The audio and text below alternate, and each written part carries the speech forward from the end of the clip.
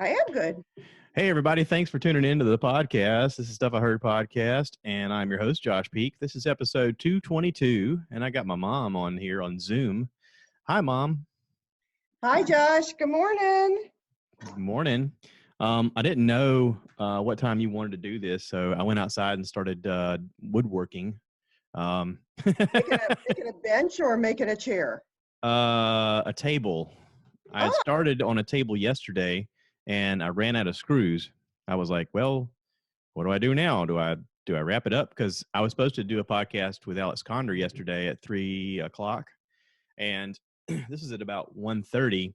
I was like, okay, so do I clean up and run to Lowe's, or do I just clean up and take a shower and take my time and get on with him? And this little voice in my head's like, you could go do both. And I'm like, God, why is this motor in my brain like this? I know, right? I'm like, all right, let's do it. I clean up in a hurry. I take off to Lowe's. They have a weird thing there where I guess they're trying to be responsible and monitor people coming in and out of the store so that not too many people are in the store. So they're making you go through a certain line, and then they're telling you, all right, next. And then like as they're watching people come out, they're letting people come in.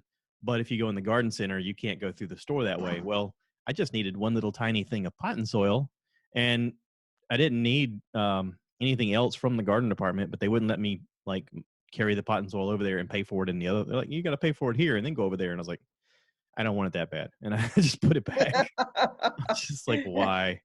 Yeah, I've been, when I work on Mondays, I've been traveling by and I see the parking lots full of people and I think, why? Yeah. The only place I've been is to drop mail off in a box or to see patients on Mondays. Otherwise, I'm at home.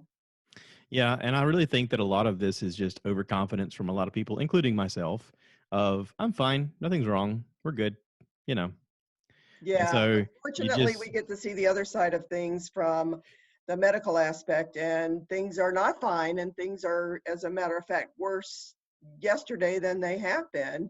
Yeah. So it's a reality, and the younger the people are, the more serious the consequences for people. Well, and I've heard the question asked, if I get immunized for this, is this something I'm going to have to get immunized every year?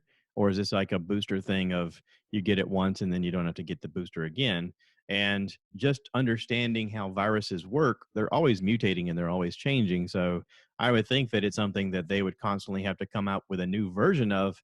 And it would be like the flu vaccine. It would be something that would work a percentage of the time, but not all the time. So Right. Well, you're absolutely right. Viruses mutate and change over time. So they would have to think about how and try to predict how this virus would change in order to make an adequate vaccine. But at some point, you get, with enough of the population that gets COVID, you'll get something called herd immunity. But that doesn't arrive until about 70% of the population has had the virus. yeah.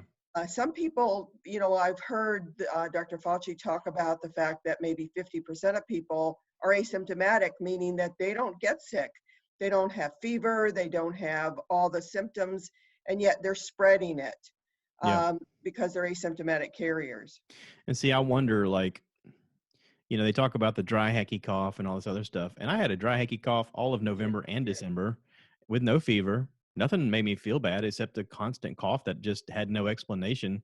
It wasn't mucus. It wasn't anything. It's just a random itchy throat cough. And I was like, why do I have this cough? And then when you hear that, reports of them saying that this may have come to America before they even detected it, which is very possible, it makes me wonder, okay, did I have it and maybe I didn't know it? And if I did have it, I absolutely spread it to everybody I came into contact with, including kids, including you, including everybody that we hugged during Christmas time and Thanksgiving, and then I'm going, okay, but was it the full blown version? Was it not that? Was it something else?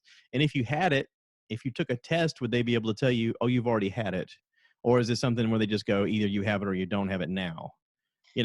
Actually, they are doing antibody testing to see if people have had it. And the antibody test is not perfect. It'll give you about a 90% predictor whether or not you've had COVID. And if you remember back when you were coughing, I was asking you all these questions. Are you running fever? Have you had weight loss, night sweats? Just trying to figure out if you had tuberculosis or if you had some Well, I weird was definitely bronchitis. not having weight loss. I was having weight gain because it was the holidays and it was like, would you like some more macaroni? Of course I would like macaroni. Who cares And about this stupid your keto wife makes diet? the best crock pot macaroni and cheese, I can just say. And I really got into cooking this past winter, and I was, every day I was firing up that grill. I'm going, what can we make today? Hey, you get a new toy, you got to play with it, right? Yeah, I mean, I've been playing with it really a lot. Most recently, I figured out there's a design, to me, it's a design flaw. I'm sure it's like a safety precaution, the way these pellet grills are designed. There's a hopper on the side that you feed the pellets into. And Right. so after, it goes into an auger that turns. It's like a big screw that turns. And as the Sure. screw turns, it feeds the pellets in at a slow rate. That way it regulates the heat and all this stuff. Well, the way the hopper is designed, it has like a safety grid, like a metal, almost like a honeycomb design. It's pretty large though. I mean, it's probably 2 inches in diameter, honeycomb design. And I'm guessing so that you don't get your fingers in there and go, hey, what happens if I put my fingers in here while this runs? Because there's people out there Not that that do that. anybody would do that, right? I mean, there are people that do that. So that's probably why it's there. It's the same The people that are taking in bleach. Yes, Right. yes. So the big flaw in that is that when you get these wood pellets are hard compressed, basically shavings of wood. Like whenever you go to one of these sawmills and they're cutting wood like crazy, they get a bunch of sawdust. Well, they figured out that they can pack this stuff in to these little pellets and Right. then resell the pellets, because especially the hardwoods, they take a long time to burn and they also smell nice. And if you're cooking with hardwood, it makes your food taste flavorful. They just figured out another way to make money off of what they had just laying around, which is really genius. But the problem is it also has sawdust in the bag whenever you dump your bag of pellets into the thing. And there's a lot of people that have figured that out beforehand. And they have like Greg, for instance. Greg has his pellets in a Rubbermaid container that's made for the outdoors. And he has a thing where he can wheel it over. And then he has a scooper that has like holes in it, kind of like a cat litter scooper. And he can scoop it out so that it doesn't have any dust. And then he puts the pellets in the thing. And that's very Yeah. responsible. Of course, it's what Greg would do, right? So me, I'm like, we'll deal with it later. So the problem is over time that sawdust gets in there and it sort of clogs up the works. It gets to where moisture gets in there over time and it cakes over the little hole that Well, because it where the makes pellets the feed sawdust into. expand. Yeah. So you want to clean that out, and there are designs that are coming out now where they say that you can dump the pellets so that you can clean it out better. So it has like a little release thing at the bottom, a door that you can release, and it's like a selling point of the triggers right now. They're saying, oh, ours has a release door, blah blah blah.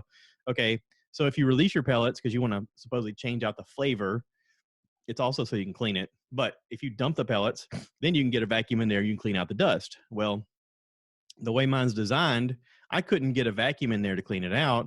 And if I did, it just sucked up all the pellets. So I didn't want to suck up the pellets. I wanted to burn the pellets. So I took that safety honeycomb thing out, which is only 4 tiny little screws that are just the tiniest of little screws, but took those out and was able to use a scooper, scoop all the pellets out that I could, vacuum it out, put it in a Tupperware dish, and use a plastic colander and just sift through the dust. I kind of went out in the yard and just, flipped it around, got all the dust out of it, and then dumped the pellets back in the thing and cleaned it out. And now it's set up to where what I'm going to do in the future is dump the pellets in that plastic thing and sift them in the yard before I put them in the hopper. I'm going to be responsible like Greg. Thanks, Greg. I saw him do Hey, it. the sifting stuff, you could take the sifting stuff, the little sawdust particles, put them on your roses. Roses would love it. Well, I'm doing it out here in the yard where I have a lot of weeds. It just helps enrich the soil. So maybe I'll have less weeds over Composting. time. Yeah. Compost is a good thing. I Yeah. I mean, it's all compost. biodegradable. Yeah, Yeah. that's good. Which is kind of why I do the woodworking out in the yard as much as possible. So the cedar stuff eventually gets into the ground and helps nourish the ground. I've been doing on the side yard where it tends to be kind of wet when it rains. I Yeah, figured every little bit helps that soil build up. So, not a maybe bad idea. it'll Good. pay off over time. But yeah, so I've been talking to a lot of people about what they've been doing during the quarantine. And of course, if you're an educator like yourself, then you're spending a lot more time working than normal. But some people have had time off where they're like, well, I've got some things I could do. For me, it's, we're obviously building this podcast, we're building some chairs, that kind of thing. For Alex, he's like, I got a guitar. Why not learn to play guitar right now? There's lessons Right. online, and he's been learning to play guitar, and he's really enjoying it. Some of my friends have a video game that was popular when we were in high school, Final Fantasy VII, that just came out on PlayStation years ago. Now they're playing it on the new system. They did a remake.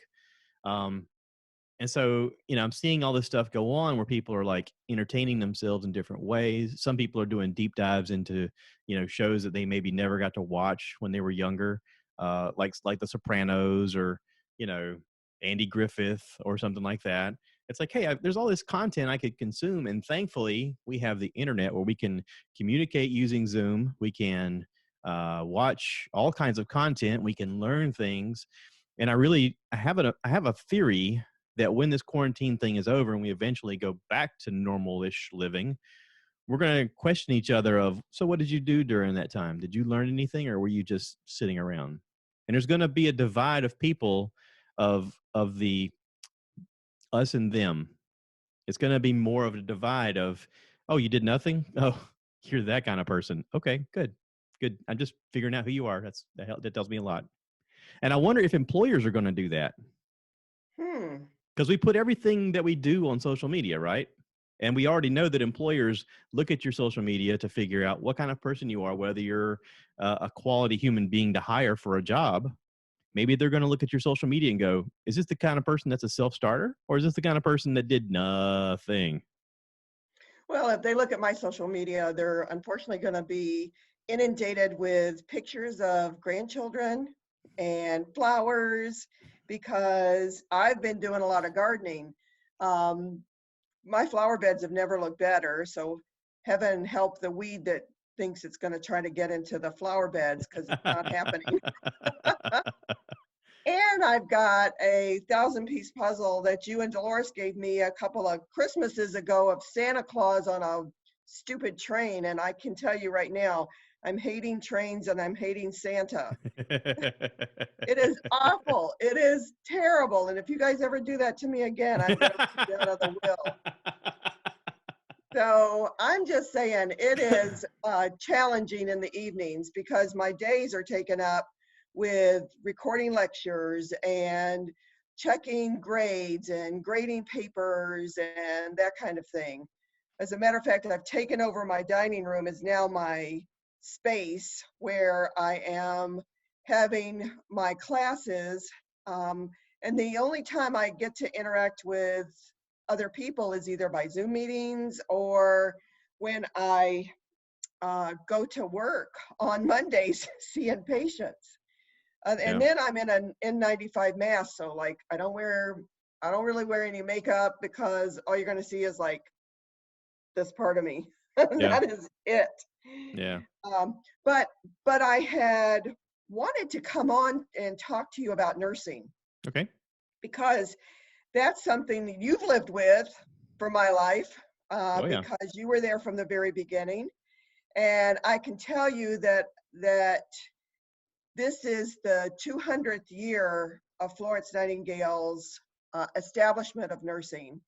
And so Florence Nightingale is considered the backbone of nursing. She was the first person to actually use some scientific methods for taking care of patients and demonstrate that good hand washing actually saved lives, and that if you had people in clean environments, they did better. It is also coming up this coming week that it's National Nurses Week. And this year happened to have been deemed way before this COVID outbreak, the year of the nurse and the year of the nurse midwife. So in being the year of the nurse, nurses are heroes. Yeah. I mean, they're on the front line every day. And nurses, people think, well, you can just call yourself a nurse. That's what your Nana used to think. Why are you in school all of your life? Why can't you just do a correspondence course and become a nurse? But in order to be a nurse, I actually was enrolled in an LPN program when I found out I was pregnant with you, and got very, very sick and ended up not being able to go to that licensed practical nurse program. So I got a little sidetracked, and life sidetracks a lot of people. But I don't think a lot of your listeners understand what it means to be a nurse and how the different routes are to become a nurse. For example, licensed practical nurses go to school for a year. They have to take a national board to be called themselves a licensed practical nurse. And they are like the beginning stages of nursing. To become a registered nurse, you can go a couple of different routes. You can go to an associate degree program, which is 2 years long, or you can go through a 4-year program, which is a Bachelor of Science of Nursing, which is 4 years long. And then, when you do that kind of thing, there actually used to be diploma school nurses. And that's where I started, was at Georgia Baptist School of Nursing. Diploma school nurses were 3 years long, and you didn't get a college degree. So when I started there, they kept saying to me, when you finish here, you're going to need to get a college degree. And I thought, well, why am I here? What am I doing here? I need to go and get a college degree. So I did. I went to an associate degree program. And I came out and worked in the ICU for a number of years. And I thought, man, I need more education. So I went back to school. And that's when I got a bachelor's degree from the Medical University of South Carolina. Then I continued to practice, continued to change and do leadership kinds of things, and thought, man, I need some more education. And went back and got a master's degree. And of course, when I came out with my associate degree, I knew everything. And now I have a doctorate, and there's so much that I do not know. Yeah. And every time that you think you know something, well, you might know a little tiny bit of something, but you really need to know more. I remember when you were a young fellow, you were probably 4 or 5 years old, and you were in the hospital. You had a respiratory disease. And you said to me, Mom, why the doctors come in for maybe a couple minutes a day, but the nurses are always with me? Mom, why don't you make the kind of money that doctors make? And as a child, you realized people go in the hospital for the nursing care. Yeah. For the most part, unless they're having surgery, and they're there to help have the nurses take care of them and help them to get well. Yeah. And so that's what nurses do.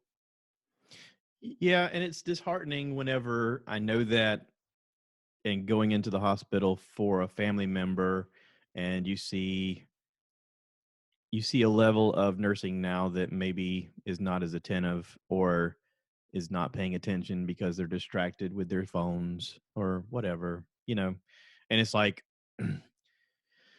to me, it's all goes back to customer service. So, working in the customer service type industry, it's always about, let me take care of this person that's invested in me right now, and, keep with that. And I realize there are moments when you can, and moments that you're distracted because life distracts you because you have other obligations, and that's fine.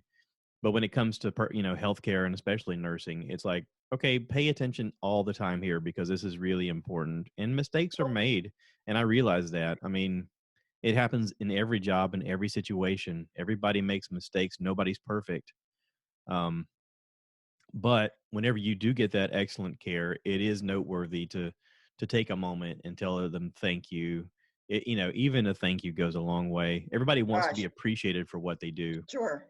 Well, one of the things I always tell students is that nobody cares how much you know till they know how much you care. Yeah. And the day that you stop caring about patients is the day you ought to leave medicine. You ought to just walk out and do something else, dig ditches, wait tables, do something. But if you don't care about people, you don't belong in nursing. Yeah. Well, Greg, when Greg got his degree, he went through Darlington Tech, and at the time there was a 2-year program there where you could be a registered nurse in a 2-year program if you went summers and nights and everything. That's an And he did associate. that. Yeah, he did that.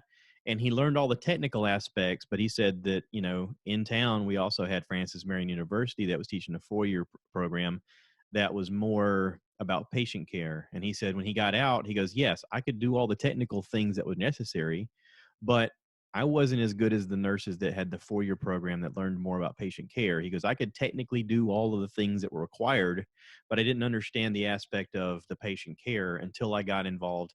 He said he started working in the cancer wards area. And he said, that's when everything came together. And I suddenly went, oh, there's a different aspect of this job I got to learn. And he's like, Yeah. there is a difference between knowing your job and then doing your job correctly. And he goes, that was the gap for me. And he of course went back and got further education and became a nurse practitioner as well.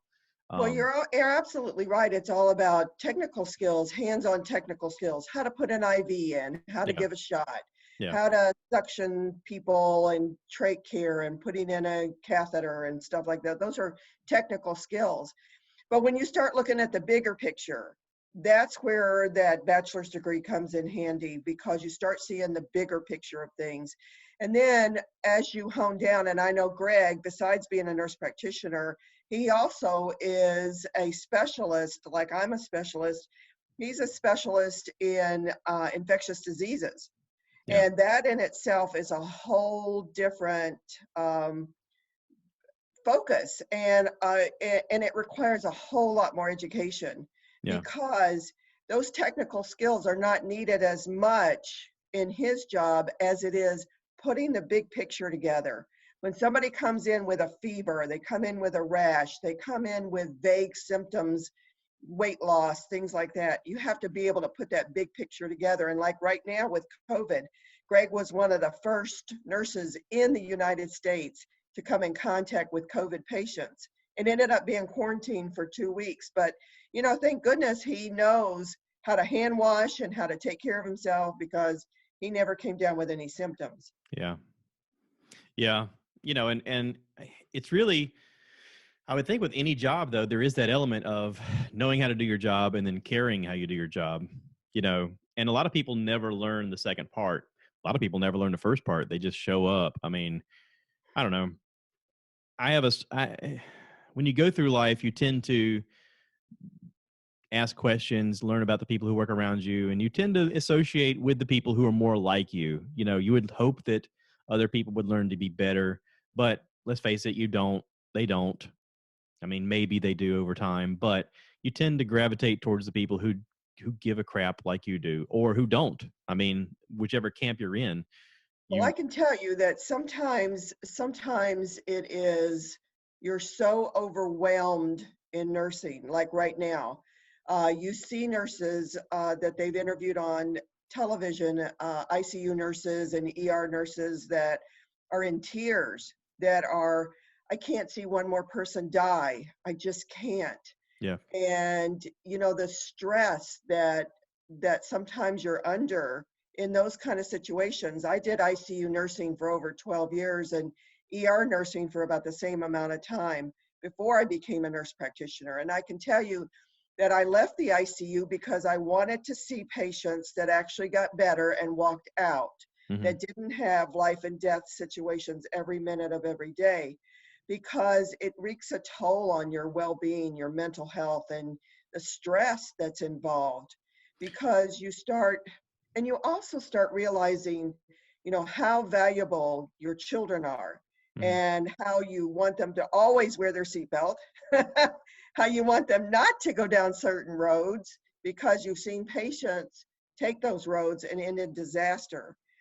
So you become highly protective of your family. You become highly sensitive to issues that are going on, and how fragile life is.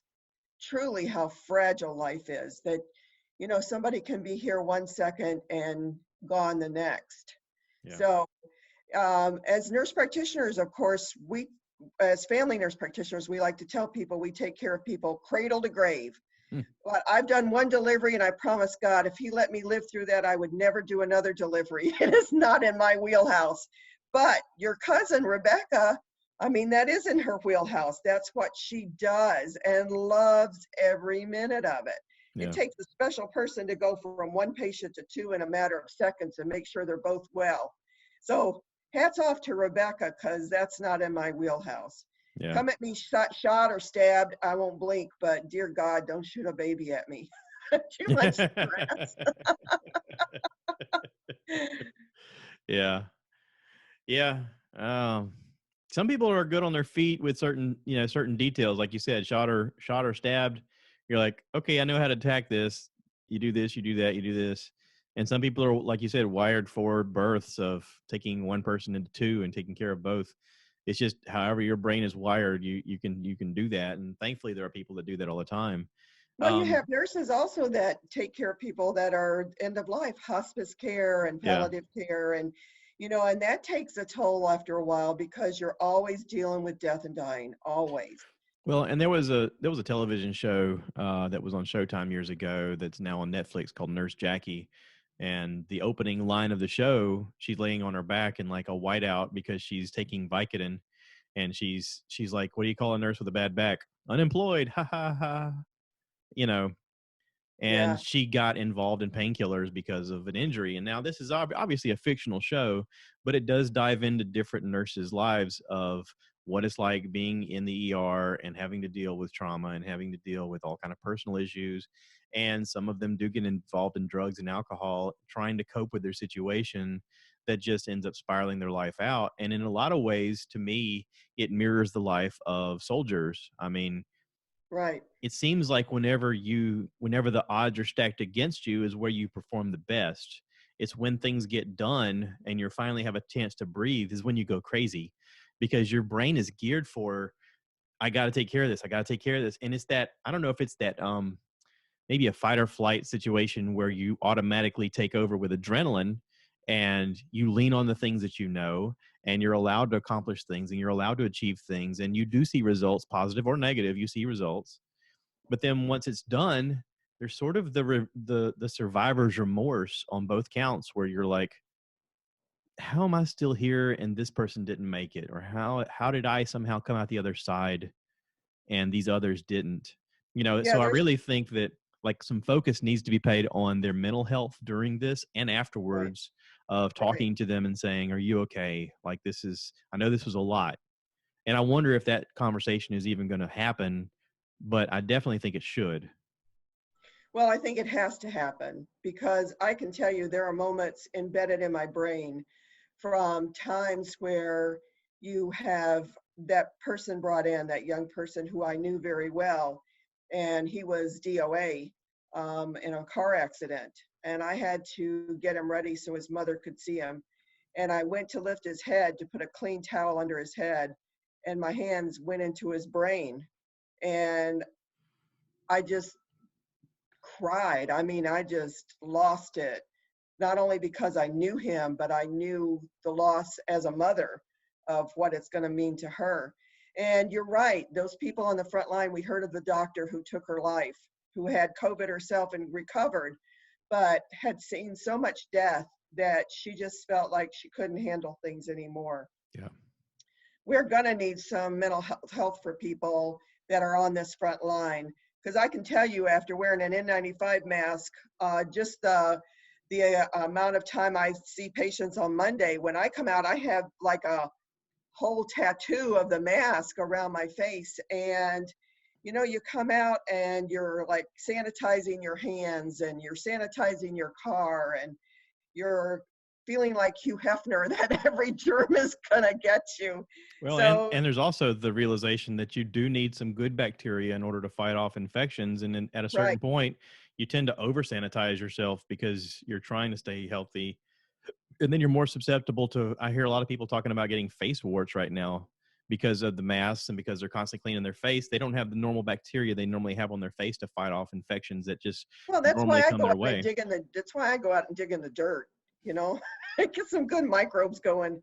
So I get to see flowers and some good microbes. And hey, we got a bunch of tomato plants. So you guys are going to reap the harvest of good tomatoes, homegrown tomatoes There, eventually. there is a down south theory that eating clay is supposedly good for your biome system, your stomach system. And apparently that's why they used to cook in clay pots here in the South, is because they would get elements of the clay in their digestive system to help them with minerals. Kale And pet cake actually used to be a diarrhea medicine and it had kaolin in it. Kaolin is clay. yeah, That's exactly what it had in it. They've changed the formulary in the past few years, but the first formulary, it was clay that you were ingesting. yeah. And see, I've run into older folks now that run restaurants and stuff, and they talk about, yeah, when I was a kid, we would be told to eat some clay once in a while, or they would cook it into our food, or we would eat out of these clay pots because you're supposed to have a little bit of that in your digestive system to get minerals such as like magnesium and stuff like that, and silicate and these different, iron obviously is in clay. But it was because they weren't having a very well-rounded diet. They were just trying to, supplement however they could, which is also one of the things that comes from like cooking with iron pots and pans, is you would get some of that iron in your food to help your body Hey, absorb we some have of a those cast nutrients. iron skillet, and you never get better cornbread than if you make it in a cast iron skillet. I'm just saying. Yeah. You remember your Nana's cornbread that she used to make, and her Oh yeah. skillet was ancient. Yeah. I've never understood how to properly care for a cast iron. I know there's a way to do it. I've just never learned it. But I am on this grill using iron on top of the grill all the time. So maybe that's where that's coming through for me. I don't know. There are people that sell these like as a novelty thing. There's people that sell these little iron fish, and it looks like a fish. It's about this big. It's a little tiny thing. You're supposed to cook it in your food to get the iron from it if you don't have cast iron things to eat with. So you just put it Huh. in your vegetables or whatever as you're cooking, and it draws the iron out of it into your food over time. And it says it's good Well, for 10 years worth of cooking. And I'm like, but but you're still having to care for that. you can also get iron from eating a good steak. Yeah, I'm just saying, I'd rather have a good steak. it's way more bioavailable in meat than it is in anything else. Listen, there are vegetarians out there that are really struggling right now during the quarantine. Yeah, Dan asked me what I wanted for dinner, and I said a good steak. Yeah. Yeah, we're having leftovers. I've grilled quite a bit of chicken and stuff like that lately, fish. So we have some leftovers in the fridge we're gonna have tonight. But yeah. So anyway, I got to watch a really interesting show last night. I kind of wanted to talk about it. What is it? It's on Amazon Prime. It's called Upload, and it's a science fiction show. It's on Amazon Prime, so it's only like the first episode's 43 minutes, but everyone after that's like 30 minutes long. There's 10 episodes. I watched it all last night. Like Oh my gosh. it was just I couldn't stop watching it. It was so good. It was funny. It was funny in ways I didn't think it would be funny.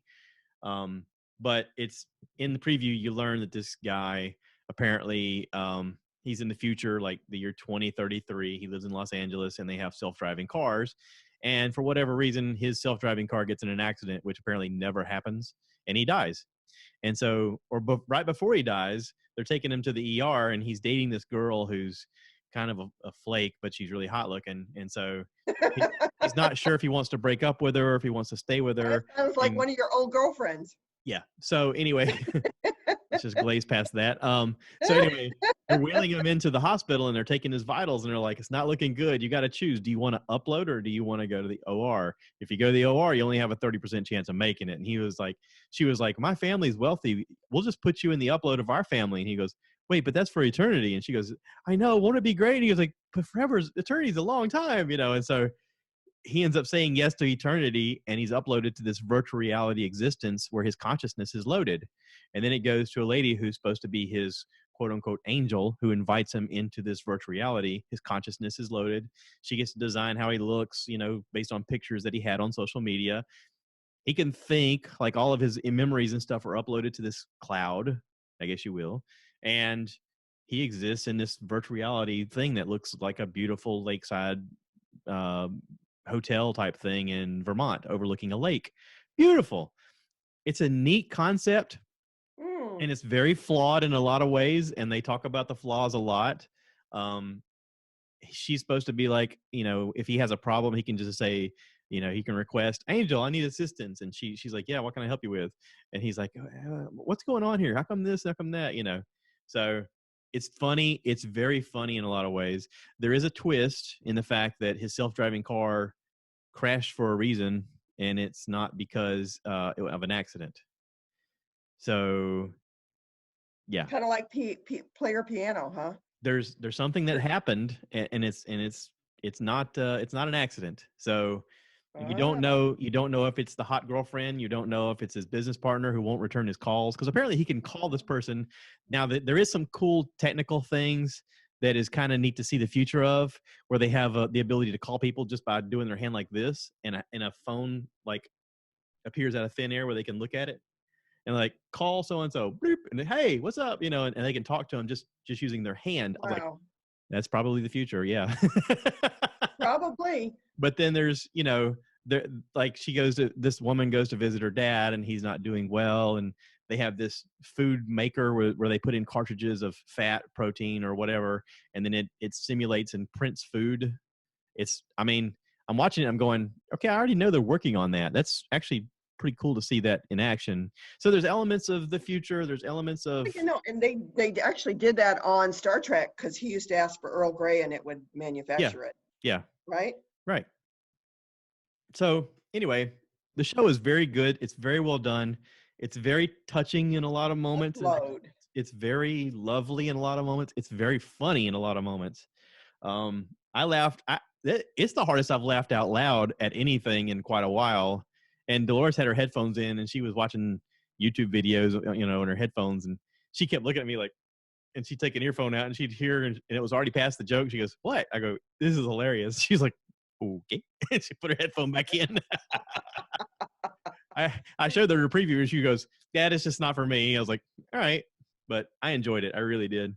I'll have to watch it. I Yeah, got Amazon Prime. I'll have to watch it for yeah. sure.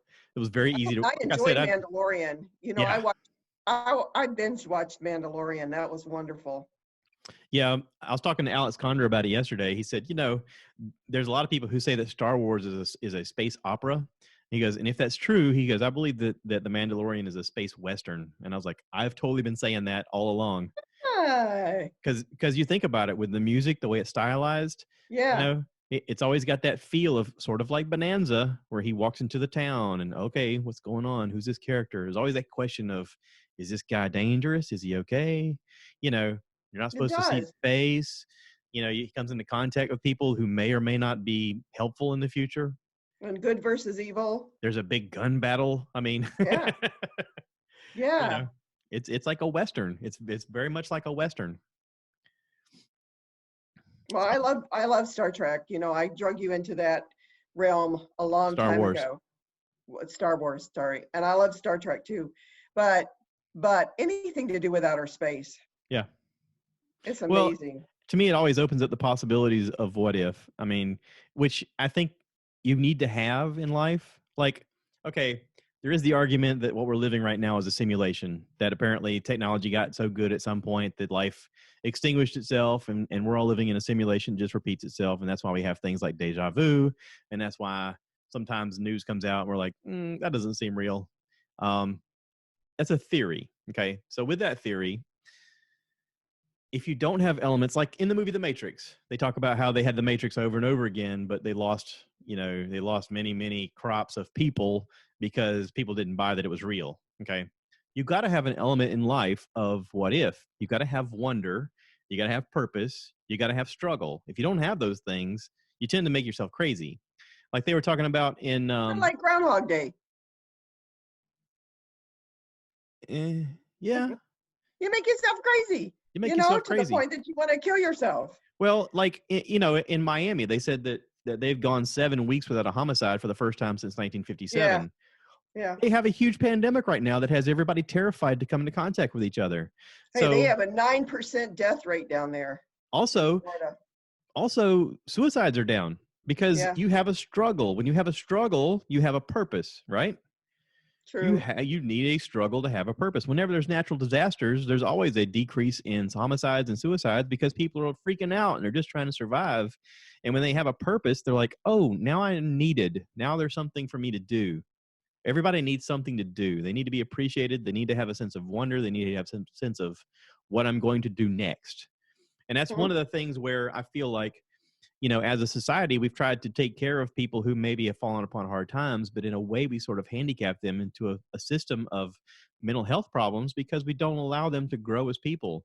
And, you know, for years, we're constantly coming up with new generations of, I just want to make it easier for my kids. And then that repeats itself over and over again to the point of my kids are all pieces of crap losers because they don't do anything because life's been so easy. They're like, you got to worry about nothing. It all takes care of itself. And in a way it has, because now they're, in some way or another living off the government. And I'm like, crap.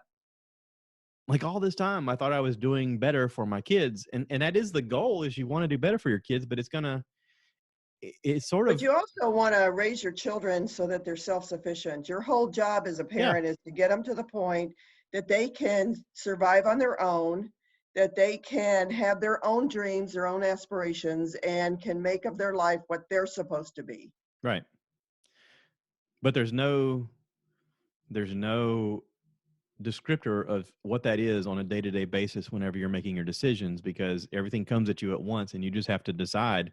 Like being an ER nurse, you have to decide, is this important? Can I save the life? Can I move on? Okay, let's do this. We got to, next patient, next problem, Well, I next can tell you issue. that with all of our children, with you, with Brandi, with Alex, um, Michael, there were times when you make decisions and you know that the person that you love more than anything in this world is not going to be happy with that decision, but you know it's the right thing to do for them.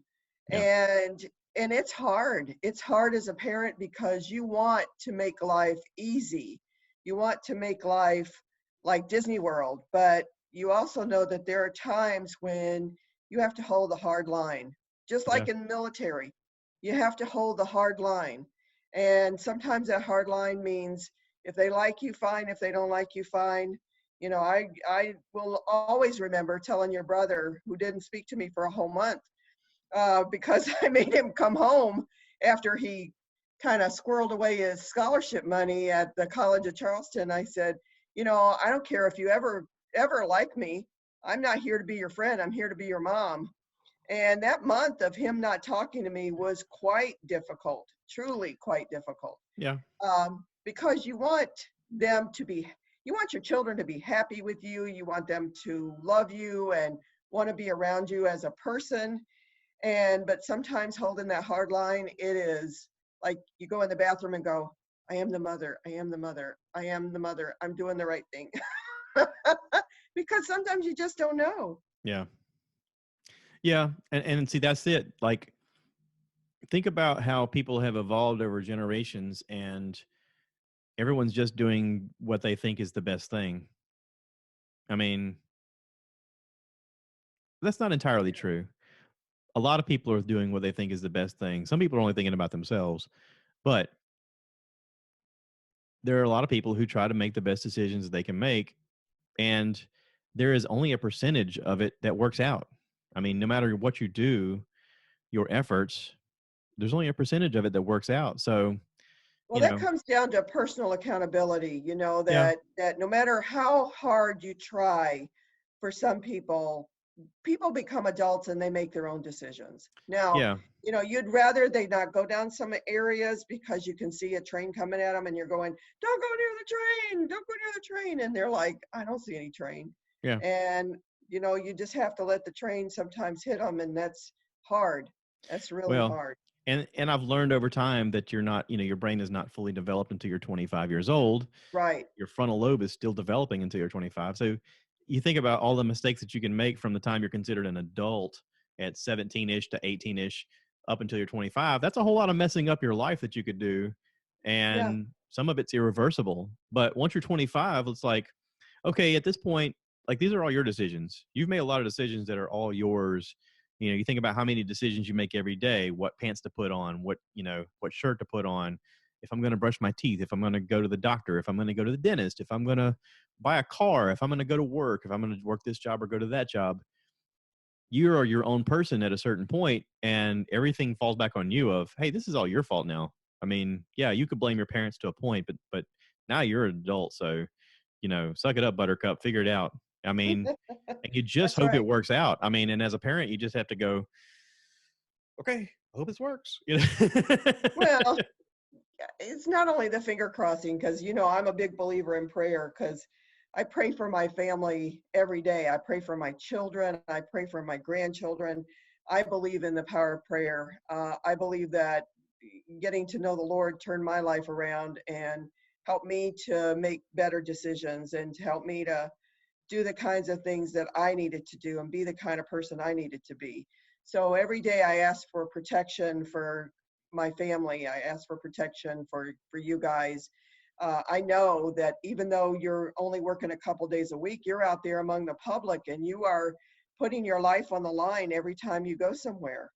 So, and being in those big trucks, I know what can happen. So it is a way of me still being able to show how much I love my family, is to every day lift you up in prayer. And that's what I try to do every day. Mm, yeah.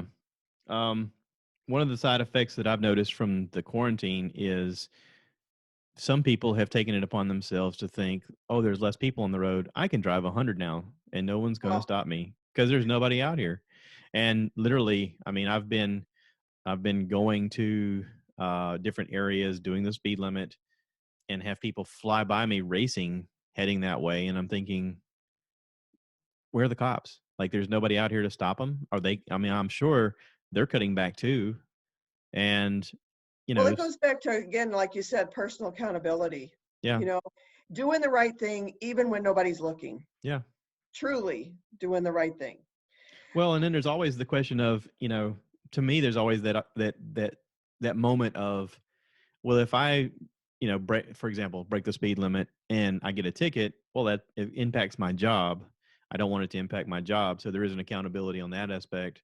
But there is a point when you get to a certain age where you just slow down because you go, what's the rush? I mean, it's not worth to me the risk of getting in an accident because I'm going too fast for conditions.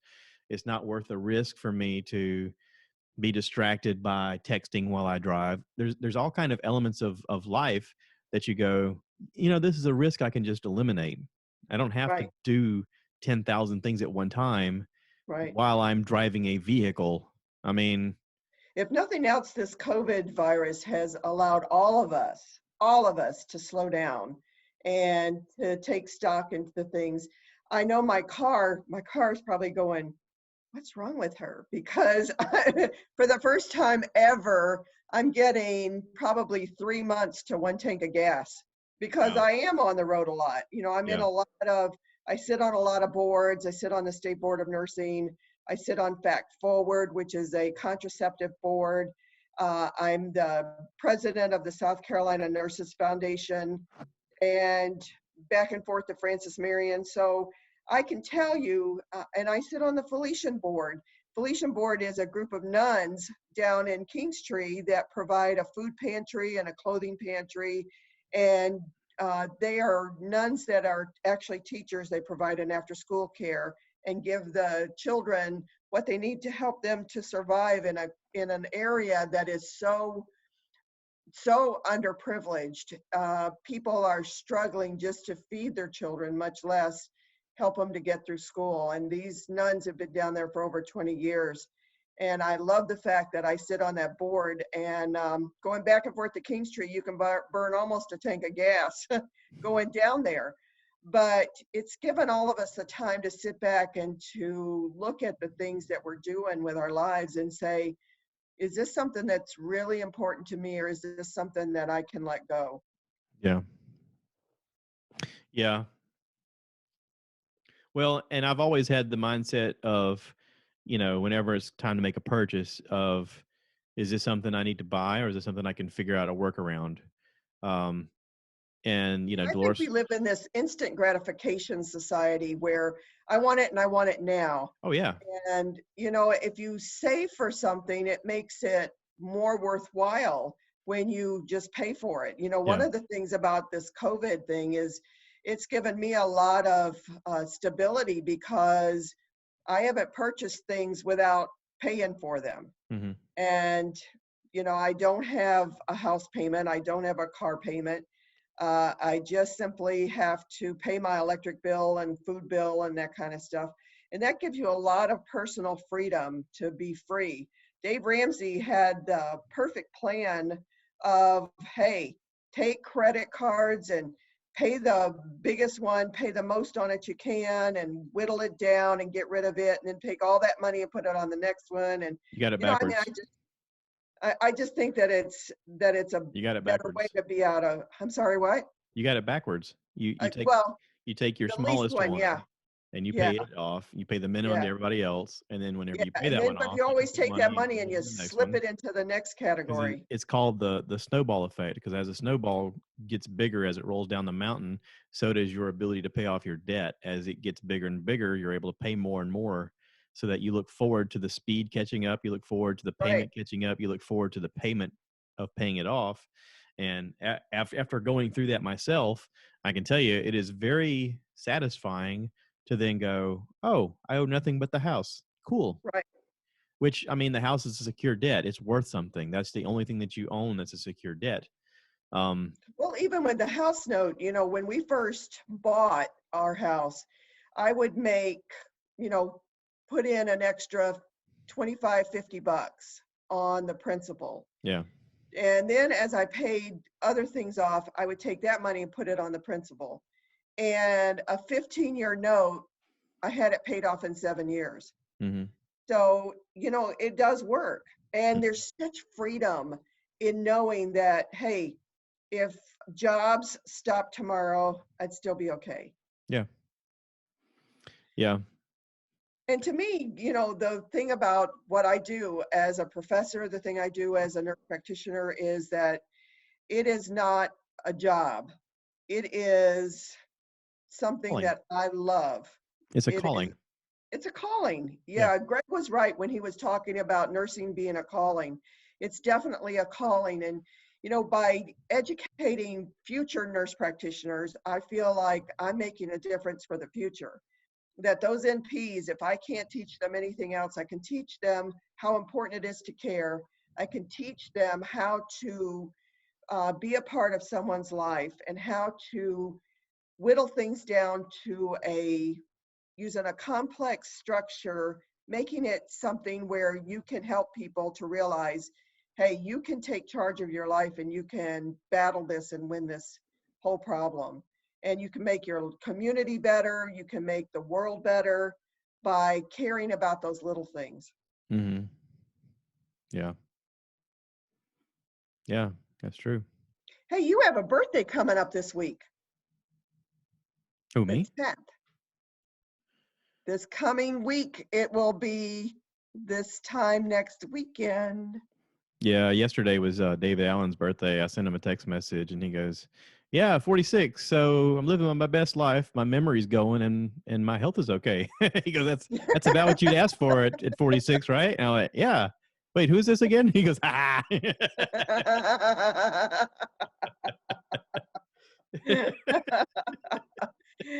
Oh my gosh.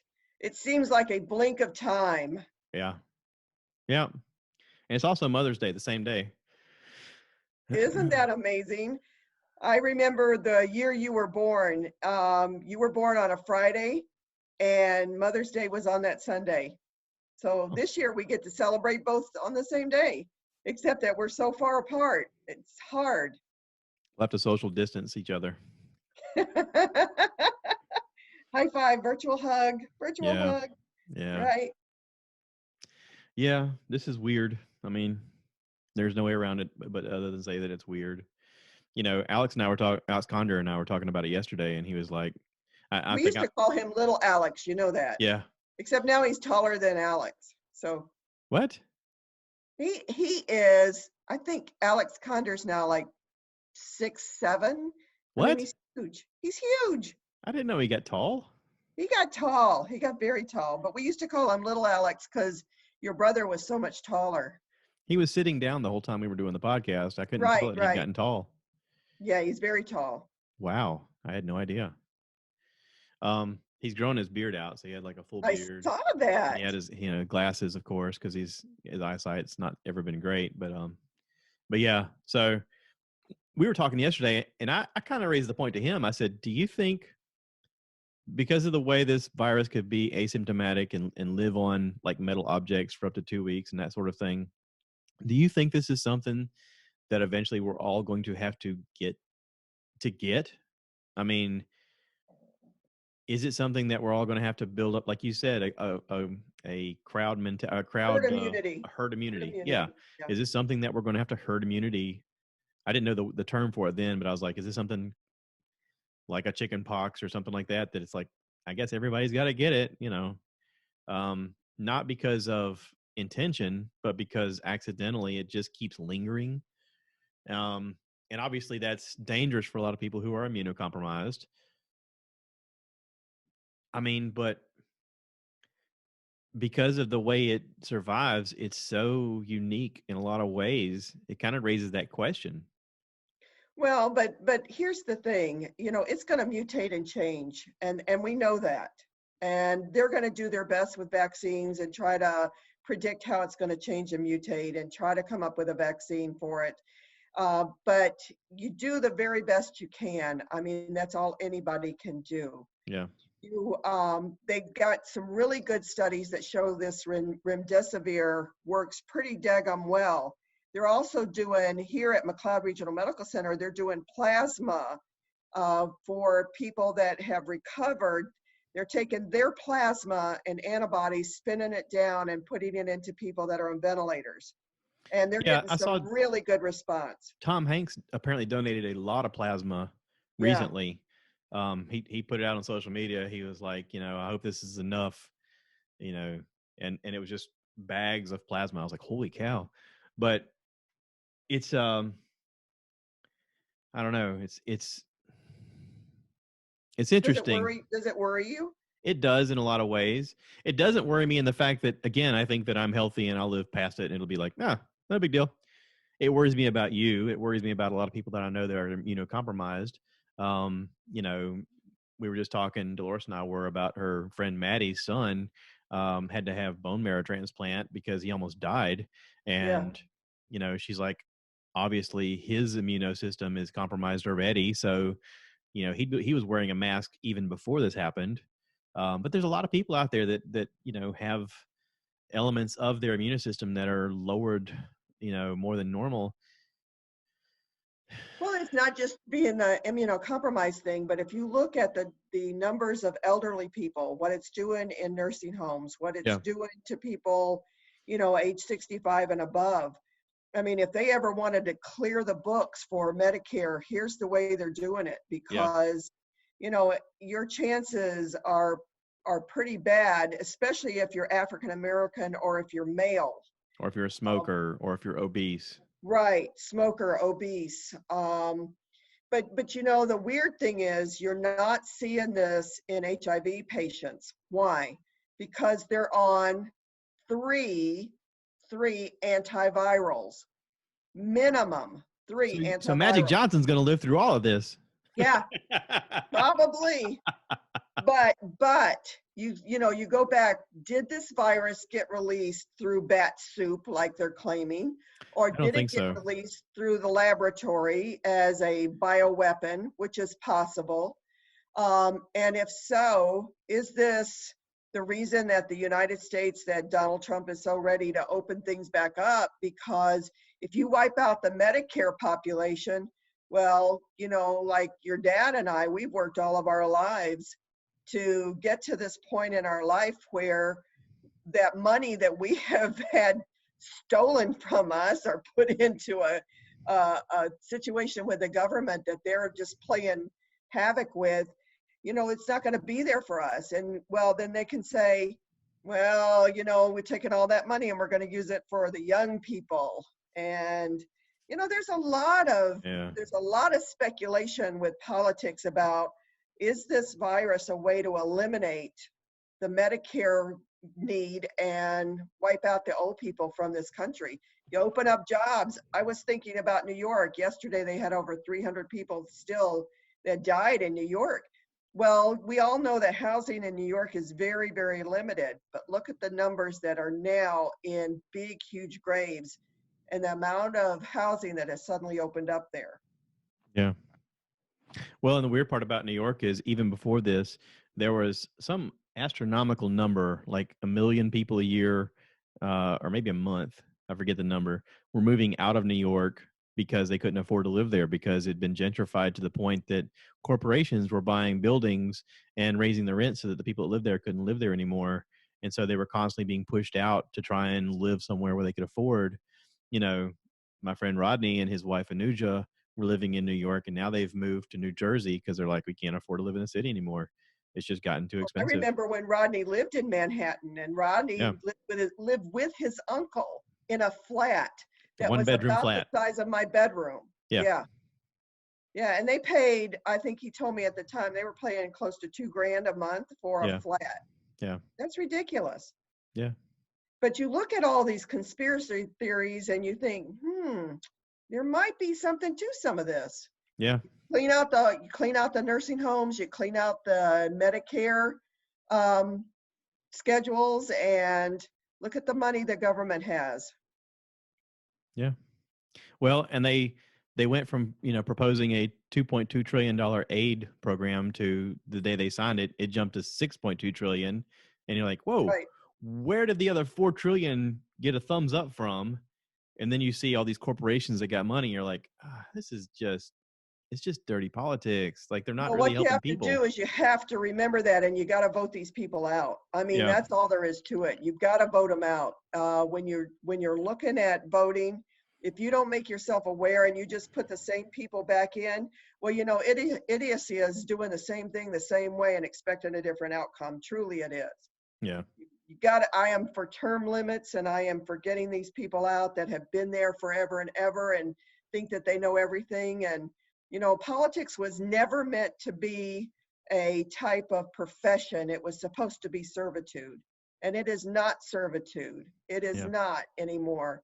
People think that they deserve to be in there and they don't have to live under the same rules that we have to live under. It's wrong. Well, that's another talk, I guess, for another day. You had Hey, your chance to go into politics, lady. I know, right? Hey, if I were younger, I would definitely be out there, Yeah, well, when you were younger, I was the one telling you to go for it. Well, I sit on a lot of influential boards. So, that's how I kind of get my release, is being able to make a difference on the State Board of Nursing and on Fact Forward and Felician Center and the foundation. I did want to tell your listeners that the South Carolina group of nurses have a Facebook site, and it's called the South Carolina Nurses Care. It's www.facebook.com/South Carolina SC, just an SC, Nurses Care. And we also have a Twitter account at SC Nurses Care. And then the foundation, if they'll go on and like the foundation, the South Carolina Nursing Foundation, all we do on the foundation is raise money for nursing scholarships, undergraduate and graduate scholarships. So, I like being a part of something that makes a difference in people's lives. And right now, money is hard for people that are trying and struggling to become nurses. And so every donation goes for that, to that end endeavor. Last year, we gave over $25,000 in scholarship money to nurses. Wow. I'd like to continue to do that. Wow. That's impressive. Well, we're trying to make a difference, that's for sure, because you need good nurses. You need nurses on that front line. You need nurses that care. You need nurses that take care of people from cradle to grave. You need nurses that are researchers that can be a part of decision making. You need nurses in politics. You need nurses that are going to do public health. We need nurses in every aspect of everything that we do. I remember when you called me and said that you had gotten hurt and that you were going to have stitches. And then you later told me that you'd seen a friend of mine who's a nurse practitioner, and she had taken your stitches out. And I thought, yeah, here it comes full circle. This is a person that I taught and now taking care of my son. Yeah. So I like full circle. Yeah. It is cool. I can hear my neighbor cutting the grass. I swear he cuts the grass every day. My neighbor across the street cuts his grass every single day. Normally he's a importer exporter guy and he's never home. His wife is there all the time, but every single day he's cut the same grass over and over again. And I think he's just trying to get out of the house. We see ours. He has a tiny little dog, and he holds this tiny little dog in his hand while he drives. And I'm like, I'm wondering, like, is he just like, I can't stay another minute in the house. I'm taking the dog for a walk. Hey, I've walked around the circle so much. We have a half a mile circle in our neighborhood. I walked around the circle so much that even the dogs don't bark at me anymore. It's like, oh, she's just walking. Oh, it's just her. Hey. Her, you know, trying to get out, get some fresh air, some UV light, some stuff like that. Yeah. Taking it easy. I've been calling your brother's house every night, and I read to the kids every night. Cool. I read a bedtime story to them, and sometimes Scarlett reads to me. I've heard Madeline Goes to Washington, D.C., and Pete the Cat. And I've read almost every book I have here in the house to them. I haven't done Green Eggs and Ham yet, but I'm sure that's coming up. I did a podcast with Jeff Veely where we talked about these Facebook quizzes that are like, name your favorite pet, name your street you lived on. Oh yeah, name don't do that. I was like, oh, that's a terrible idea. And I noticed a lot of people were doing it. And when I saw it, I was like, please don't do that. You're giving out all your security information and people are phishing this stuff. Yeah. And, you know, thankfully, you know, he works in that kind of field. And he was one of the first people that came on and talked about online scams. And so when this came on, you know, he was like, I'm going to come on and talk about this some more because there's more scams that are coming up during this coronavirus stuff. And he's like, you know, people need to know to be aware. Don't click on anything that says, oh no, your check has been held up. Click here to, right. Don't do that. Don't do that. Yeah, don't do that. I called Visa one time because I got this thing that in the headline it said, your Visa account's been canceled. So I called them and I said, what's up? They said, oh, that's a phishing. And I just delete. Well, don't delete. They actually have an email address you can forward it to, and then they can track it down that way to find out who it originates from. That was one of the things that Dad had done before he retired. He worked at a bank, and they gotten bought out by Bank of America, and then he started working in their fraudulent department, and he would track down these fraudulent claims of people. And he goes, it's weird. He goes, you wouldn't think it, but most of this stuff actually goes back to terrorist organizations. He goes, they're recruiting people who are tech savvy, and they're really going through these channels to try and figure out how to mimic real corporations, and they're sending people stuff. He goes, and we actually have numbers on the fact that they actually get, I think it was something crazy, like $350 million a year they're able to scam out of people because they're not paying attention. Well, one of the things that I heard about was that they're taking voices, like you were doing this podcast, and they would take somebody's voice and they would make a distress call to that family member saying, by using the voice qualities, oh, I'm in jail, or I've been arrested and I need money. And, you know, and one lady, it was her grandson's voice, and they knew stuff about him that you could have gotten probably off of social media, but had taken his voice from a podcast and had made it as if he was asking his grandmother for help. Yeah. Yeah. They did that with Joe Rogan. Joe Rogan played one where somebody had mimicked his voice, where they made up a complete fake conversation about how monkeys should play hockey. And he my gosh. he goes, and they did it with video. He goes, that's the crazy part, is you see my mouth moving and it looks like I'm really giving a really in-depth conversation of why monkeys should play hockey. And he goes, it's like a 30-minute conversation. Josh wants to buy a monkey. Yeah. He should so do that. That would be hysterical. I reached out to him. His face off. Yeah, the first time he posted it, I was like, that's a terrible idea. And then I thought about it for a while, and I texted him back, and I was like, you should totally do it and film every second. My grandfather on your Nana's side actually had a spider monkey. It was awful. Yeah. Oh, it was awful. It was so mean, and it used to bite him all the time. I Yeah, was like, they're oh, fine. Like I've heard people talk about having monkeys as pets on podcasts, especially like Whitney Cummings is a big animal activist, and she talks about how, whenever people, think they can do that, he goes, "How do you think they got that monkey?" He said they have to go into an environment where the monkey lives, and they have to drug or kill the mother to take that monkey from them because the mother takes care of that monkey. So then right away, if you get them when they're young enough, you can bond with that monkey, and that monkey will think you're its care provider, and it will love you, and it will, be all affectionate to you until it becomes an adolescent. And then it's going to attack you because it wants to assert dominance, and it's going to realize, oh, I'm way stronger than you are, even though I'm this size. And she goes, the first thing they do is they attack your face. They eat your face and they eat your fingers and then they go after your genitals. She goes, that's how it works every time.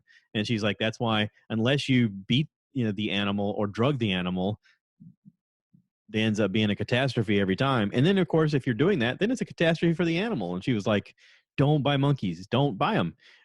Her big thing right now is don't ride elephants. And she talks about how elephants' backs aren't made to hold people. no. And she's like, there's a misconception that people can ride elephants and it's no big deal. And she was like, don't ride elephants. And like, she's just going on and on about how it's detrimental to these animals, even though you may only weigh 100 pounds or 200 pounds, that animal's back is not made to hold weight the way you think it is.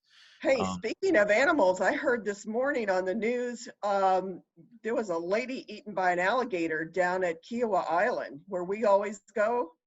Yeah, but she got too close to it, and it was in a lagoon, and next thing you knew, she was screaming, and then they found her, parts of her. Well, listen, anyway. I got to be honest. She probably deserved it. Yeah, you can't get close to those alligators. You have those signs up everywhere down at Kiowa. Yeah. Well, I mean, I went to Custer National Park and they had signs up that says, don't get out of your vehicles, don't approach a buffalo, don't do this, don't do that. Right. And literally we watched a lady get out and get within 4 feet of a buffalo's face to take a picture with it. She wanted to take a selfie. And the buffalo was as big as our SUV, stood as tall as our SUV, was as tonnage wise, was just meat and muscle the size of our SUV. And I was like, oh, she's going to die. We're going to watch her die right here. And I thought, Dan and I, when we were in Yellowstone, he had a buffalo chase him around and around and around the car. Dan, he's not afraid of any animal. He's not afraid of anything. Yeah. And this buffalo, literally, I kept thinking, the buffalo's going to get pissed and bump into the car, and I'm going down a ravine, and this is how it's going to end for me. Oh, yeah. Yeah, it has the physical strength to toss the vehicle over and over. Yeah. Yeah. And of course, Dan, growing up there, knows the animal can't turn very well, so that's why he's running around in a circle. Right. Plus, they got him. I watched him get chased by an elk, a big moose elk, and he was backing up, and tripped over a ledge. And I'm watching this happen, thinking, wonder how I can get his dead body back to South Carolina, because I ain't getting out of this car. You'd have to drive to find a ranger and go, hey, Yogi took him out. We got to go, Hey, Dan used to work in a baboon lab, and he said, a chimpanzee lab, and he said, that is the meanest monkey you will ever in your life take care of. Yeah. And with teeth that can eat your face. Oh, yeah. They're designed to eat meat with their face. They can crush your bone in your arm, just crush it because of their jaw strength. Yeah. At 30, you never turn your back on a chimpanzee. What is it? A 25-pound chimpanzee has more muscle strength than a 200-pound man. Isn't that crazy? Because its entire body is made to survive, clinging to trees and ripping flesh apart. I mean, that's a death machine. Hey, but thinking about good animals, I saw Michael got a new Great Dane puppy. Yeah, pretty blue eyes. Goodness. Yeah, it's a Harlequin. Yeah, it's going to be enormous. I mean, it's sad that the overbreeding of those animals makes them so beautiful, but also makes them so susceptible to early death. I mean, it's really unhealthy. It's so pretty of an animal, but it's so unhealthy for that animal. I mean, yeah, they're already talking about having its stomach tacked by the time it's 6 months old, just so that it doesn't go through what his last one did. And it's just because of the overbreeding of why it's built that way. again, Whitney Cummings on her podcast, Good For You, she talked about, the English bulldogs, about how people love the English bulldogs. And she Yeah. goes, but that overbreeding causes problems with their stomachs actually moving in front of their lungs and causing them to have problems if they don't get their stomach stapled. And she goes, and there's also problems of them having, respiratory issues because their lungs can't develop properly because of the way their body is built. They're bred for a certain look, and then that look is detrimental to their health. But she was talking about large breed animals like, German Shepherds and Dobermans and Great Danes. And she was like, because of their stature, the way they sit as they become adults, it moves their organs in a different way that causes them all kind of discomfort and pain that can cause them to have early death. And, Well, we've had a good thing with labs. Our labs live to be ancient. They're, Siggy was 14, almost 15 years old when he died, and Sprite was 13. So, that's kind of average for that breed, but yeah. It's nice to have a dog that's pretty durable. Yeah, I mean, mine are snake dogs. It's one of those things like I listened to Bert Kreischer talk about, he's got bull mastiffs, and he's like, we love our mastiff, and they actually got a second mastiff, and he goes, but the problem is because of their breeding, they have all kinds of knee and joint problems.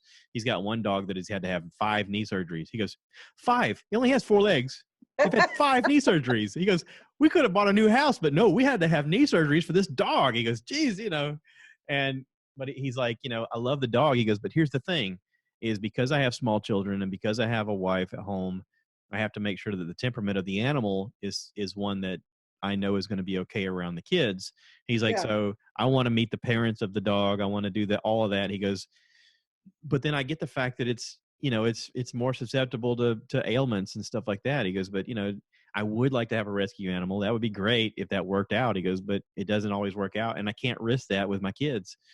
And, I'm sure a lot of people feel the same way. They want to find a dog that, their temperament is blah, blah, blah.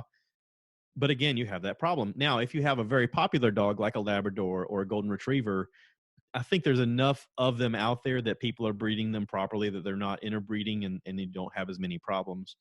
Right now, that's Joe Rogan's favorite dog, is he's got a Golden Retriever that runs with him on a regular basis. And he's like, man, he goes, I tell you what, he goes, I've had a lot of dogs before. I've had rescue pit bulls. I've had all this stuff. He goes, that dog is the least doggish dog I've ever had. He goes, that dog ain't got a mean bone in its body. He said, the only thing it'll go after is squirrels. It's a squirrel killer. He goes, but other than that, the dog's just like, hey, what are we doing today? He's like, he's always happy to see me. He's like, we going for a run? I like running. Let's go run in the hills, And he's like, all right, let's go run in the hills, Hey, my dogs lately have been quarantined snakes. They have quarantined the snakes. They've captured them, and they have a distinct bark when it's a snake. I mean, it's totally different than when it's a people bark. It's totally different than when they're just kind of chasing each other and, enjoying each other's company. It's danger. It is danger. It is like nonstop danger, danger, danger. And I had the first one that they got cornered. That thing was like 5 feet long. Yeah. The last one they cornered was 8 feet. I mean, it was enormous. But you have a swamp in your backyard, so That's is the right. Wild kingdom. We have raccoons. We have possums. Deer. Yeah. We have all kinds of things. Well, but and with all of the critters that live in the swamp, like, not only turtles and frogs and salamanders and stuff like that, fish, you're going to have snakes that eat those things, and you're also going to have good snakes that eat the bad snakes. And it's a whole ecosystem that you have right there. We save the good snakes. We save the good ones. The bad ones, we chop their heads off and bury their heads. But, Luckily, you have a snake wrangler that lives right there in your house. I know, right? And he's like, not afraid of any snake. I got it. And he just snatches it up. You're like, where do you learn that? Holy cow. From his dad, who was a zoologist. Now, if he had just a little bit of sense of humor, you could get him to do the Steve Irwin, crikey, we got a big one, and like get him on camera. That'd be hilarious to have Dan suddenly have an Australian accent and say crikey. Yeah, he's got the Australian hat. I know, he's got the clothes. Hat. Yeah. I know, he's so just get him to play with the camera a little bit. He's gonna have a hit show, we got another one. But he's very much an introvert. He likes one-on-one, but he's not that extrovert kind of person. Yeah. But you're right. It would be hilarious if he was. You'd have a hit show right away. You could just Facebook Live every day and be like, No, right. have it once in a while go, I think I'm going to poke it with a stick. Last year, he was on the phone with you and he said, hold on a minute. I'll let you talk to your mom because I see a snake in the backyard and she's going to freak out. Yeah. And he gave you to me on the phone, and he walks out and grabs the snake who bites him on the hand, bites him like right here. And I'm like, ah! And he's just walking it calmly down to the swamp of, boy, he was a grumpy fellow. Grumpy? Yeah. If somebody grabbed you by the nape of the neck, I think you'd be a little grumpy too. I got a guy that I work with that lives up in Lumberton, and he's got cameras around his house, those little Nest cameras. Yeah. And he comes over to me. He goes, hey, check this out. And he shows me his phone, and on it is a black bear in his backyard, right on the corner of his house. And he goes, I cannot let my wife see this. What? He goes, if my wife sees this, we're going to have to move. The for sale sign will be in the front yard. He goes, yeah. She don't know. He goes, but there are bears everywhere. It doesn't matter where you are. Bears exist. He goes, they're out eating. And he's like, but he said, even here in Florence, we've had a couple of bears. Remember the one over by the bowling alley? There was one in 5 Points. Yeah. Somebody had it on Facebook of it in front of the Krispy Kreme at 5 Points. Yeah, exactly. Like, 4 o'clock in the morning. Makes you want to be careful when you go outside for sure. Yeah. Well, I mean, a lot of people don't understand that the bears that they see in real life are not Winnie the Pooh.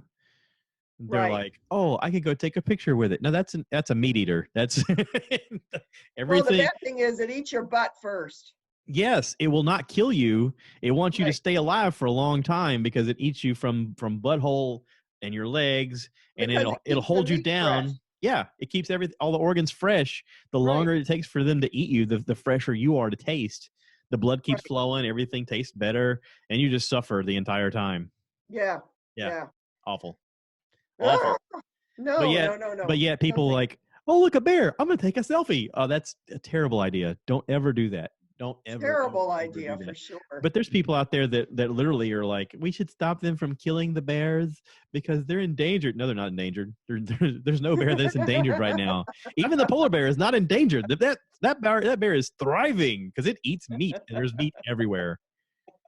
Yeah, it's like the alligators, here in South Carolina. Yes. They actually give out tickets now because the gators are just expanding everywhere. Yep. And I'm really glad we haven't seen a gator in the swamp because, You will. I hope not. You will. Hope we're too far inland. No, you're not. We have swamps everywhere. There's gators in those swamps. Dan's pulled out remember the skeleton of the turtle that eats gators? The head was bigger than a human head. It's like that because it eats gators. Well, we do have a coyote and a fox that has been running around this neighborhood and running around Whitehall, and people are taking pictures of it. Nobody's been able to shoot it, but we have coyotes and foxes. Well, and the weird part is a coyote can breed with your dog, and its pups will be coyotes. I don't want that to happen. Well, your dog is a version of a coyote. They're both from the canine family. I listened to a podcast that talked about coyotes. This coyote expert came on, and he was talking about how whenever they howl out at night, it's actually them doing a roll call, and they have a distinct sound for each one of them. And if they don't hear back, it actually causes the females to go into gestation earlier. And instead of having 1 or 2 pups, they'll end up having like 10 or 20, or not 20 is too much. 7 or 8. Yeah. They'll have a lot more of a litter because they're trying to replenish the population. Bigger litter, yeah. Yeah. So, and also, like, without people out doing the things they normally do, it's cutting back on the amount of hunters that are out doing what they normally do. So we're actually going to see a huge amount of problems with traffic and with people endangerment because of wild hogs and because of deer. Deer are going to be everywhere because they've not been culled down. We don't Well, have the wild predators. hogs are a huge problem here in South Carolina, and they devastate crops. They devastate, and they can have big, big litters. And Within 6 months of them being yeah, born, they can have litters. right, Yeah. right. You know, down at Truluck's farm area, we used to go down there, and Siggy used to run the hogs, and I'm telling you, some of those hogs were enormous. Yeah. And the hunters would pay to go down there and just let you run the hogs and them try to shoot them. Yeah. They're a problem. Then they're going to be more of a problem during this quarantine because hunters aren't out doing what they normally do, which is keeping that population somewhat managed.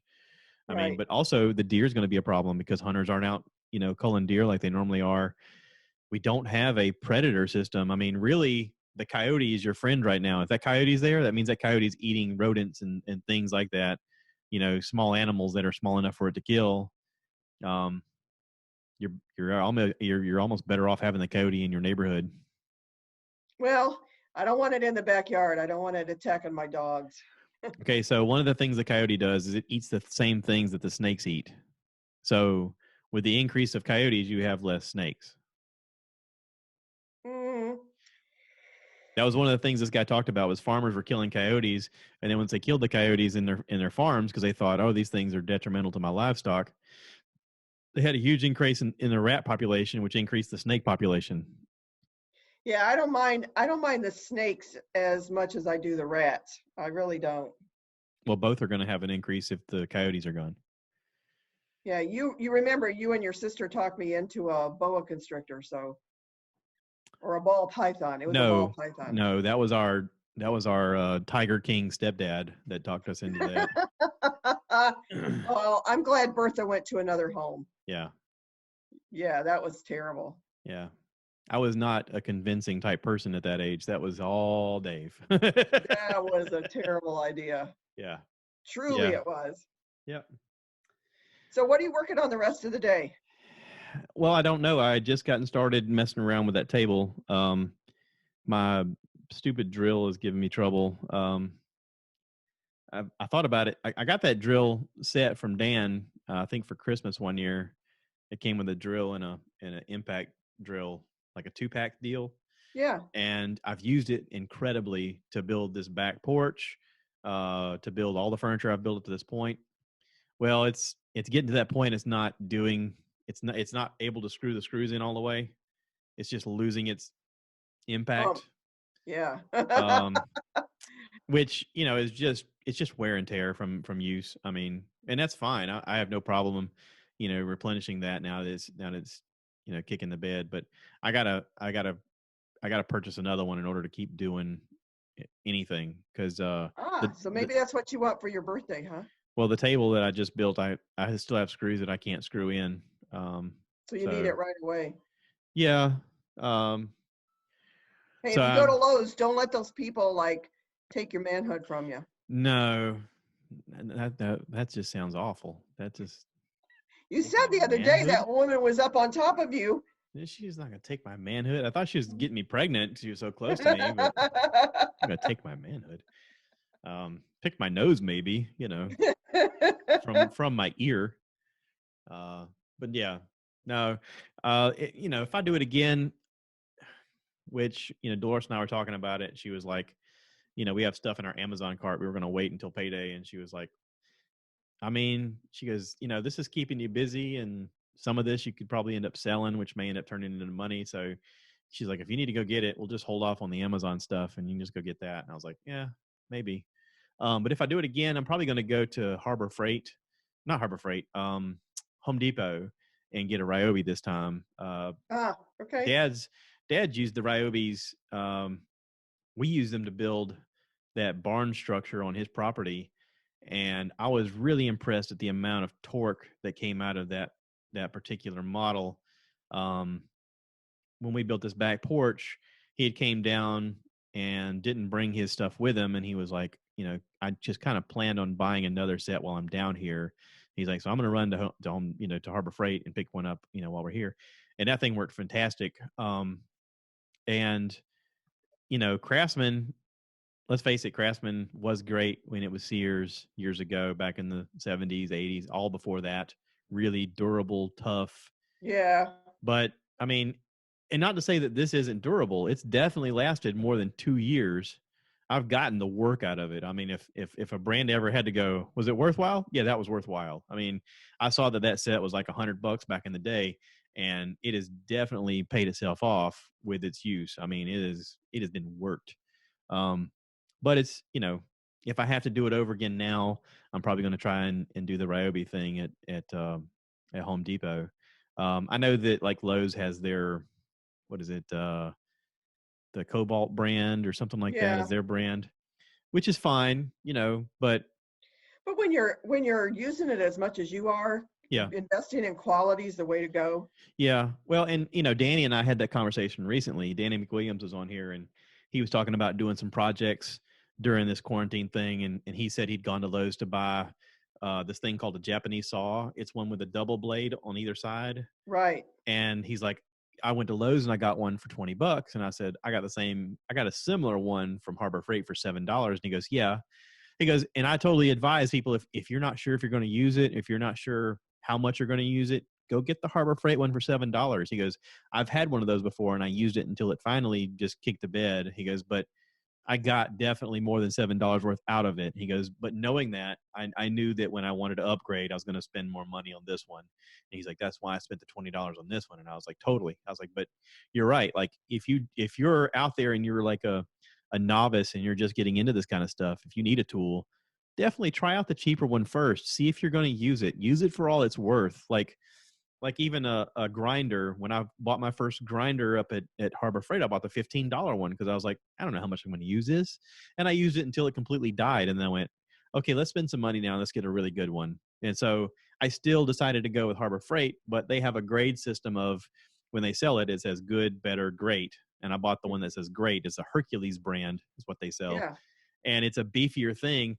And it's really, my hand is almost too small for it, because it takes all of my grip strength to get my hand around the thing because the motor on it is so big. Wow. Your brother wouldn't have any problems with it. No. If you're 6 foot plus, I mean, that's the machine for you.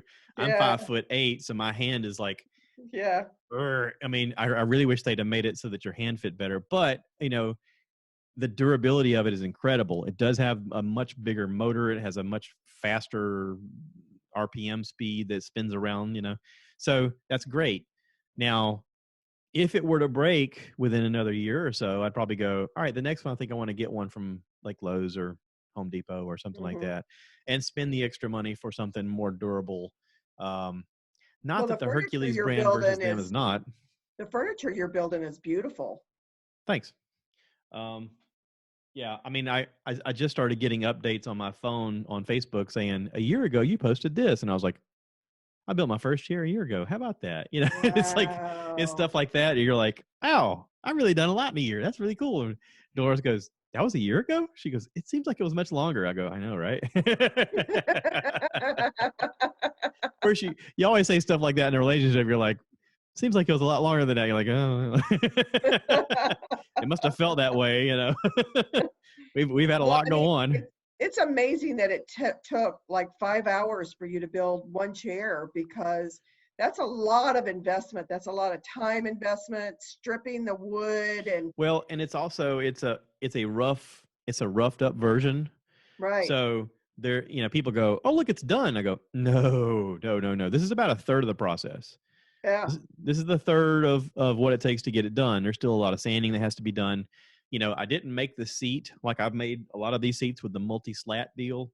It only has two pieces as the seat board, which I was able to luckily find two pieces that fit really good for a bottom.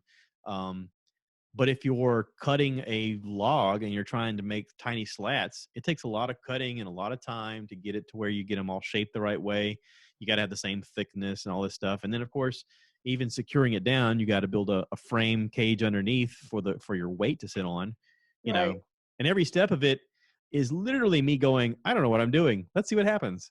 I mean, but see, your brain is wired for that. You have a gift. Yeah. That's a natural gift that people can't teach that. Yeah. Well, and it's generational. I mean, Dad talks about, his dad building houses without any blueprints, just going, I think it'll go this way. Let's just do it.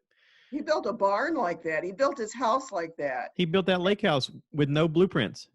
Absolutely. He Dad could said look at something and whenever they went through to sell the house, they had an inspection.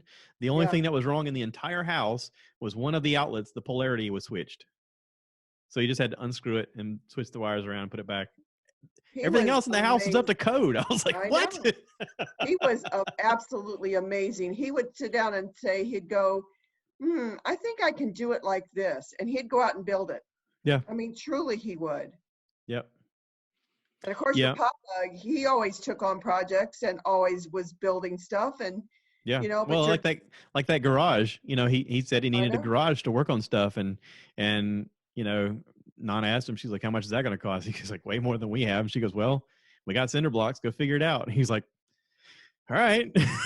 And he went out and figured it out. I mean, he built a garage with no plans, no idea. Just, Right. I think I can figure it out. Let's see what happens. You Yeah. know, and that's how you do everything, really. I mean, Well, I mean, look at your Uncle Danny, that log cabin that he lives in, yeah, that 6,000 square foot log cabin that he built from the ground up, the three and a half car garage that he built from the ground up. I mean, he just thought, I can do this. Yeah. And he went out and did it. yeah, yeah. So you're And see, right, it's genetics. that's the problem I have with these TV shows that are like, we lost power. Oh no, society's going down. I'm like, wait, not one of you can figure out how to make electricity? Come on. I watched YouTube videos where people took treadmill motors and hooked them up to a generator and could produce electricity. You guys can't figure this out? I know, right? I'm not that smart. I already figured it out. Hey, Dan figured out a hand grinder, but I'm telling you, the amount of strength it would take to twirl it, to make one loaf of bread, it would take probably days to hand Yes. grind the wheat. But to be fair, he's from the Midwest where he feels like if he didn't earn it by sweat, he didn't earn it at all. Well, that's true. So there's something to be said about that. That is true. Plus, there is the idea of if you had a family, you'd make your kids grind it while you do other things. You go, you got to build up your strength somehow. You can sit here in the house. Wear them down. Yeah, you can sit here in the house and help make the food. I'm going to be out. If you want to help me outside, you can help me outside, but it's hard work too. I mean, everybody has a job. Here's your job. Yep. Yep. There's something to be said about that. So. Well, Dan always figures out a way to take down trees and take down and build things himself. I mean, he just does. Yeah. He figures it out. Well, I feel like I'm 20 years behind getting right on board with whatever he's into. Like, when I got out of the military, he was like, you want to go fishing? And I'm like, nah. And then 20 years later, I'm like, it would be kind of cool to go fishing in Georgetown. or he was into woodworking for a while, and I was like, nah, I don't want to do that. And 20 years later, I'm like, I'm really into woodworking now. He's like, I've already done that. Well, he is going to go fishing some more. So, and for a while he was making his own rod and reels. I mean, amazing rod and reels. So he gets interested in stuff and he does it. He was buying reels, but he was making the rods. Yeah. Yeah, he's making the rods for sure. But like right now, he's so into this green egg, and I'm really glad because man, the food is great. Yeah. Well, I mean, in that green egg. It must have been close to a year ago. I stopped by when he had cooked some large beef ribs on the green egg, and Michael and I were sitting there by ourselves, and we both took a bite, and I whispered to him, I was like, so are we going to keep getting better so we can do this? He goes, God, I hope so. All it takes is more time, right? He goes, I'm trying. He goes, mine don't taste like this. I go, mine either. Well, and now that Dan does the turkey on the grill, you guys never let me cook a turkey in the oven ever again. No. That smoking on the grill, it's just amazing. Not only that, but since I've learned how to do the spatchcock thing where you split the breast and you fillet it open. Oh yeah. I'm only cooking it that way from now on. That is incredible. That is really, really good. Yeah, and you can inject it, and it's moist and tender and delicious. Yeah. I agree. It's the way to go for sure. Yep. Well, listen, I want you to have a great upcoming birthday. Yep. And I wish we could be together to celebrate. Well, I miss having lunch with you. I miss just being able to see your face. and luckily our favorite King Hefe is still in business. They Good. announced on social media that they're opening up for to-go orders, which is great. Um, you know, you hate to see local businesses struggle, and they did struggle, but they're trying to make a comeback. So hopefully, whenever we get our special shots and we're able to go back out in the public, we can go have lunch there again on a regular basis. That would be Yay! great. Yeah, yeah. Yeah. Well, we'll talk before then. So I love you and thank you for doing the podcast, and give everybody the websites again so that they can donate. Yeah, so like I said, it's Nurses Week coming up. So celebrate a nurse. If you know a nurse, tell them thank you. Thank you for serving. And it is a service that nurses do day in, day out, and get very little thank yous for. But the Facebook site is www.facebook.com/SC Nurses Care. With the N in nurses capitalized and the C in care capitalized. And then the Midlands Give is on May the 5th. Midlands Give, if you go to the South Carolina Nursing Foundation, under Midlands Gives, there is an opportunity to give back for nursing scholarship money. We have a Twitter account, and the Twitter account, again, is at SC, capital N, Nurses, capital C, Care. So at SC Nurses Care. And then the www.southcarolinanurses.foundation.org gives you a listing of the fact that it is a 501c3, which means that all donations can be tax deducted, which is great because all the money, none of the board members get a salary. Every one of us are volunteers, and we take that money and put it right back into nursing scholarships for undergrad and graduate nurses. And heaven knows in this day and time, nurses need that money to be able to achieve the dreams that they want. So I appreciate you doing the time with me. Yeah. And listening about nurses, because I'm telling you, nurses are just the people who care the most. They are the most trusted profession for a reason. And this is the year of the nurse. We never knew it was going to end like this at the year of the nurse, but hey, I'm looking forward to things getting better. So www.nursesfoundation.org is the main website. That's right. Okay. I want to make sure to put that on the show notes. That way, if anybody's got any questions, they can definitely follow the link. Thanks. But thank you for doing this. And I hate that we're quarantined, but I look forward to, I mean, this is great to see your face. No, I haven't seen your face since the day we had masks on. Yeah. Our company is not doing the food thing like they were because of the plants closing down. There's a they're just holding the food back right now just to make sure everybody gets the food that they needed. But whenever that happens again, I'll let you know, and we can definitely get some stuff your way. But yeah, thank you for being on. I love you. And, love you too. For everybody out there, please remember to rate, review, subscribe, share with your friends the podcast. Also, go to the website, www.stuffiheard.com. I'm selling merch. Thank you to the people out there who've bought shirts already. I got on my shirt today. Look. Hey, how about that? See? Cool. Yeah. For everybody out there who's bought a shirt, send me a picture. If I've given you a shirt, send me a picture. I'll put you on the Facebook page as well as the website's fan and guest page. Especially if you've bought a shirt, I want to give you a shout out. So thank you to all of you. And you want to say the tagline? Cue the cow, baby. Cue the cow, baby. I like it.